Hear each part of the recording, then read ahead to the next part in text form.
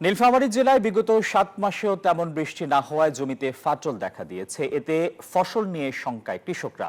বিস্তারিত জানাতে সরাসরি যুক্ত হচ্ছেন সহকর্মী আব্দুর রশিদ শাহ। রশিদ শাহ, কি অবস্থা দেখছেন নীলফামারীতে? বেশ কয়েকদিন বৃষ্টি না হওয়ায় জমি ফেটে চৌচির হয়ে গেছে, আমরা আপনার প্রতিবেদনেই দেখছিলাম। বিকল্প সেচের ব্যবস্থা করা হয়েছে কিনা?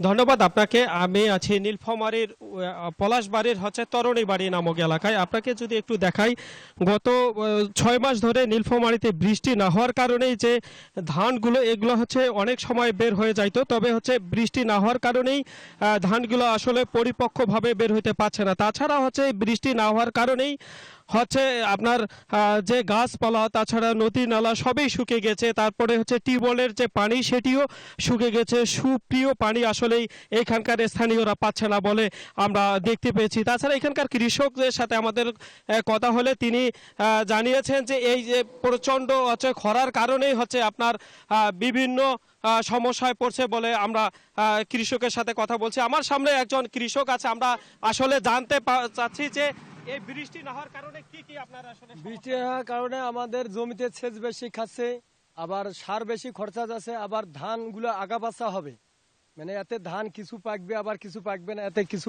অনেকে ক্ষতিগ্রস্ত হবে আর কি। আকাশের বৃষ্টি হলে এটা হতো না। ধন্যবাদ। আসলে আপনি কৃষকের কাছে শুনছিলেন যে আসলে বৃষ্টি না হওয়ার কারণেই যে আপনার যে ধানের বিভিন্ন প্রকার আপনার রোগ বালাই তাদের কীটনাশক স্প্রে করে এবং সেচ প্রকল্পের যে খরচ সেটিও বেশি হচ্ছে। তবে এবং কৃষকরা বলছেন যদি আকাশে বৃষ্টি হয় তাহলে হয়তো বা তারা উপকৃত হবে। তবে জেলার কৃষি তথ্য মতে এবার ৮১,৯৭৫ হেক্টর জমিতে এবার কৃষি আবাদ হয়েছে বলে আমাদেরকে জানিয়েছেন। এই ছিল নীলফামারীর তরণীবাড়ি থেকে। আমি ফিরে যাচ্ছি স্টুডিওতে। বান্ডেল থাকলে প্রতি সেনমানিতে টাকা বাঁচবে।